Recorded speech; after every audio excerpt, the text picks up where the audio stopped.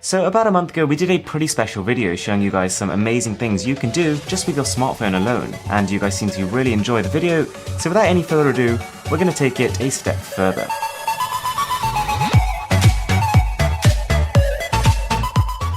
So we're going to start with the lamp. Now did you know with your phone's torch, sitting a bottle of water filled with water on top of it, you create a lamp that pretty much rivals any $20 lamp you could go out and buy. And all that's really happening here is the previously focused and direct flashlight on the back of your phone is now being diffused. The light is being diffracted in a way which actually means it spreads a softer glow across a wider area. Now there are actually quite a few different uses for this. You could use this at a party to create some mood lighting. You could use this when you're camping to actually light up the whole campsite. It's a pretty cool invention a lot of people haven't heard of. Now, this next one may not sound particularly useful, but hear me out. Did you know that on any Android or iOS device, by turning on accessibility settings and then magnification gestures, you can zoom in anytime. And this setting overrides any application. For example, there are a lot of apps in which you can natively zoom in on things, for example, a Facebook photo, for example, through your gallery. But there are also a lot of applications for which you can't. For example, there's certain internet pages you can't zoom in on, or for example, if you want to see some smaller text on a Facebook post, that is difficult to do in the mobile application. However, after using this setting,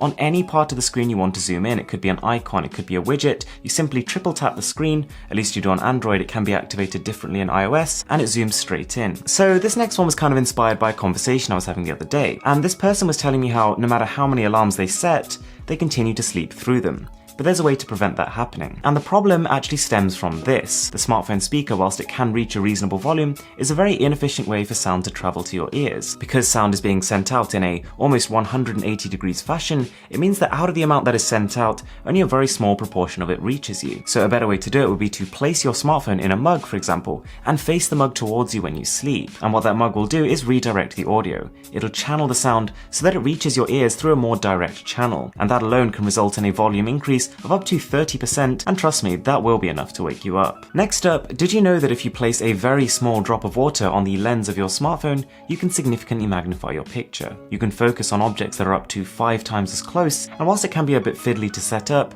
and it's not something you're going to use on a regular basis, as a bit of an experiment, it's a pretty cool exercise. So a problem that I used to have, and a problem that I'm willing to bet at least 80% of households still do have, is too many remotes. Every time you buy a new TV box or a new piece of kit, they are often operated with their own unique IR remotes, and that creates a bit of a problem because in order to fully use all the devices in your room, you have to operate 12 different controllers, and don't forget each of these controllers is going to be running off its own set of batteries, and the cost of that builds up. So instead of buying one giant round of batteries for all those remotes, spend that money instead on buying an IR blaster for your smartphone. And what that'll essentially allow you to do is control all of your IR devices with this one piece of kit right here. So this is a bit of a different one, but there's actually quite a cool way of duplicating yourself within a photo without using a sophisticated photo editing program. So what you need to do is to get a friend. Get that friend to take a panorama shot, and that panorama shot should start with you on one of the ends. Now as soon as while they're panning their phone they've passed where you're standing, you need to quickly run behind that person who's taking the photo and then move to the other side. And by the time they finish that 180 degrees shot,